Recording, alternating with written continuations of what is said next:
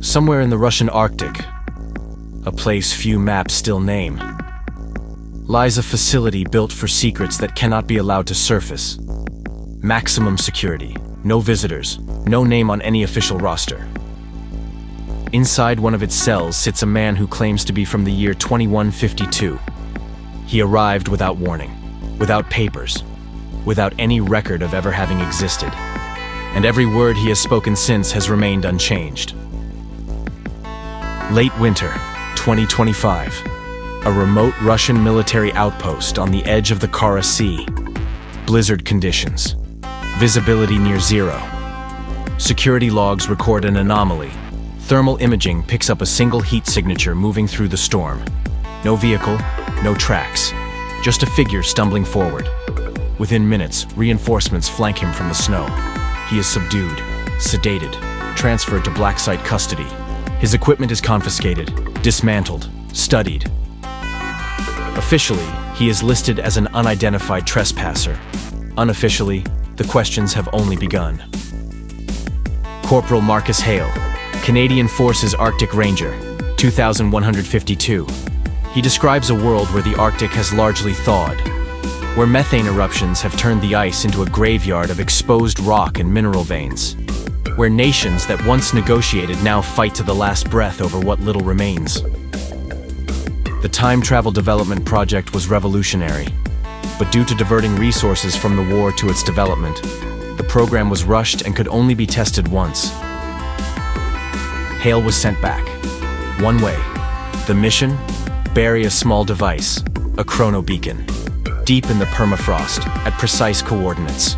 A signal only future tech could detect. A marker that would let his side claim key sites decades before the war even began. When asked why not send someone to prevent the collapse entirely, why not stop the drilling, the warming, the greed, his answer is quiet, almost ashamed. We wanted a plan that might actually work, rather than one that just felt good. The other side offered enslavement or death. We chose survival. He knows the moral cost. He knows his faction, the Western Resilience Pact, once preached restraint. But restraint lost. Victory, however stained, was the only path left. And he volunteered. Not for ideology, not for country, for time. He carries a genetic condition, nameless viplexia, a mutation traced to ancient viruses released by melting ice. Incurable, hereditary. He hid it from his wife for years, told her long deployments were why they never had children. When she learned the truth, she left. Not because any child would inherit the same death sentence, but because he had lied to her for so long. He had nothing left to lose, so he fought for the privilege of being the one sent back. A suicide mission. One shot. One chance. He succeeded in planting the device, then tried to reach civilization. He never expected to walk straight into an active military zone. In 2152, the Arctic is no longer frontier.